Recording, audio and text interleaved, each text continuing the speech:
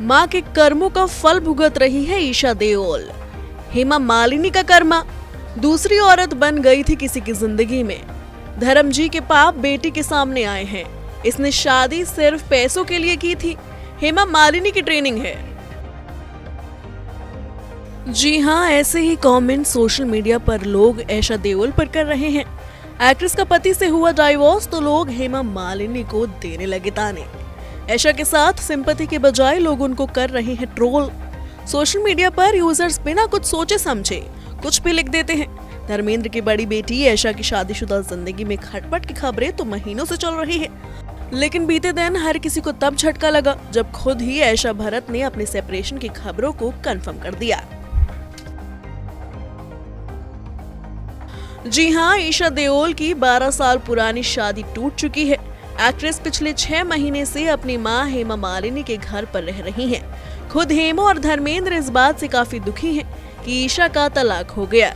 वहीं दुख की इस घड़ी में सोशल मीडिया यूजर्स जले पर नमक छिड़कने में जुटे हैं। लोग ईशा के तलाक का दोषी किसी और को नहीं बल्कि उनके माता पिता हेमा मालिनी और धर्मेंद्र को ठहरा रहे हैं।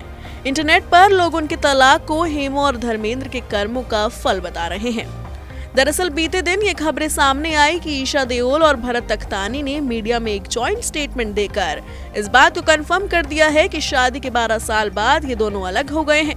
जैसे ही इंटरनेट पर ये खबरें वायरल हुई, लोगों का शक यकीन में बदल गया, लेकिन नेटिजन्स ने ईशा और भरत के सेपरेशन का इल्जाम हेमा और धर्मेंद्र पर लगा दिया है। ईशा और भरत के सेपरेशन न्यूज पर कमेंट कर यूजर्स ने अपनी प्रतिक्रियाएं दी हैं। एक यूजर ने कमेंट किया, हेमा मालिनी का कर्मा, दूसरी औरत बन गई थी किसी की जिंदगी में। एक और शख्स ने कमेंट कर लिखा, इसने शादी सिर्फ पैसों के लिए की थी, हेमा मालिनी की ट्रेनिंग है। एक और यूजर ने नेगेटिव कमेंट कर लिखा, जब माँ बाप ऐसी हरकत करते हैं तो कहीं न कहीं बच्चों पर उनके कर्म दिखते हैं। एक दूसरे यूजर ने लिखा, धर्म जी के पाप बेटी के सामने आए हैं। एक शख्स ने तो यही लिख दिया, जैसा बाप वैसी बेटी।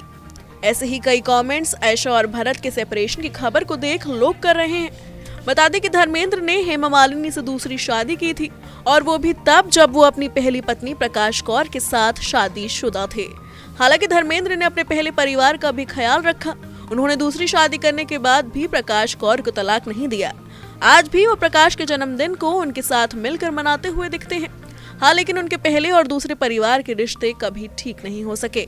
शादी के कई सालों बाद भी हेमा कभी धर्मेंद्र के घर नहीं गई। देओल परिवार ने उनको कभी बहू नहीं माना। सनी बॉबी का भी अपनी सौतेली मां से कोई खास रिश्ता नहीं है। यही वजह है कि लोग हेमा और धर्मेंद्र को ईशा के तलाक की वजह बता रहे हैं, क्योंकि हेमा की वजह से प्रकाश कौर को काफी दुख झेलने पड़े थे। इसलिए लोगों का कहना है कि हेमा के कर्मों की सजा अब उनकी बेटी भुगत रही है। हेमा पर भी शादी के वक्त होम ब्रेकर का टैग लगा था। लोगों ने उन पर धर्मेंद्र का घर तुड़वाने का इल्जाम लगाया था और 44 साल बाद भी हेमा पर वो सभी आरोप एक बार फिर लगते हुए नजर आ रहे हैं। Bureau report E24।